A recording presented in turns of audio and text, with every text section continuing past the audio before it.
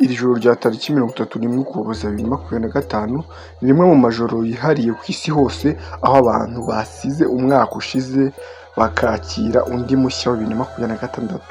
Iri joro riba ririmo ibyishimo, ibyiringiro, amarangamutima menshi, ariko nanone rikagaragaramo amasomo akomeye y'ubuzima.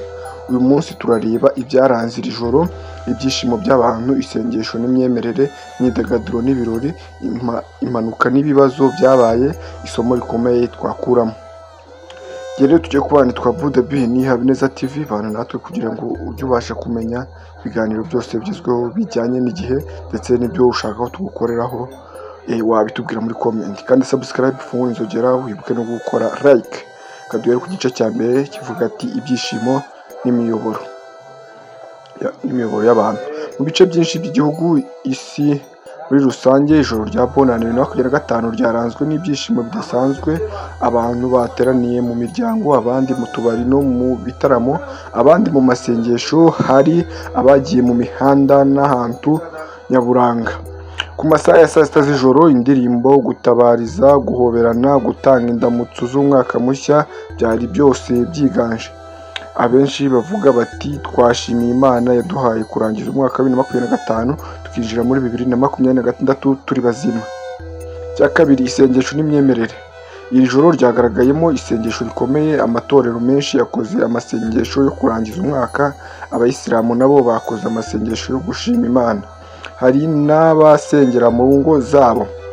Ubutumwa bwiganje gushimira Imana ku buzima, gusaba imbabazi, gusaba umugisha w'umwaka wa 2026, gusengera amahoro n'iterambere. Ibi byagaragaje ko nubwo isi ihinduka, abantu bagifite icyizere n'ukwemera Imana. Cya gatatu, imyidagaduro n'ibirori. Ijoro rya Bonane 2025 ryaranzwe n'imyidagaduro ikomeye, ibitaramo by'abahanzi, DJs mu tubari, fireworks mu mijyi, live show kuri televiziyo no kuri YouTube. Abahanzi nyarwanda n'abanyamahanga baririmbye indirimbo z'intsinzi, z'urukundo, iz'icyizere cy'ejo hazaza. Ibyo byishimo byatumye abantu benshi batinda gutaha, umutekano wongerwa mu mihanda, polisi n'inzego z'umutekano baba maso cyane. Cya kane, impanuka n'ibibazo byabaye. Nubwo hari ibyishimo, iri joro ntiryabuze ibibazo. Bimwe mu byagaragaye: impanuka zo mu muhanda zatewe n'ubusinzi, abantu banyoye inzoga nyinshi, intonganya n'imirwano mu tubari, indwara zitunguranye, hari abatakaje ubuzima kubera impanuka, kubera uburwayi, kubera kwirara no kutitwararika. Ibi bitwibutsa ko ibyishimo bidafite kwitonda bishobora kuvamo agahinda. Cya gatanu, isomo rikomeye ry'ijoro rya Bonane. Ijoro rya 31 Ukuboza 2025 ridusigiye amasomo akomeye. Isomo rya mbere: ubuzima n'impano si bose bageze muri 2026. Cya kabiri, kwishima ni byiza ariko kwitonda ni ingenzi. Cya gatatu, umwaka mushya si amatariki gusa, ni impinduka mu myitwarire. Cya kane, guharanira amahoro n'urukundo biruta ibirori.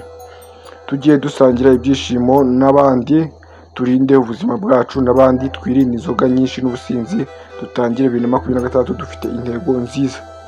Musozo rero bavandimwe, ijoro rya Bonane 2025 ryari ijoro ridasanzwe, ryaranzwe n'ibyishimo n'amarira, isengesho n'imyidagaduro, amasomo n'ibyiringiro.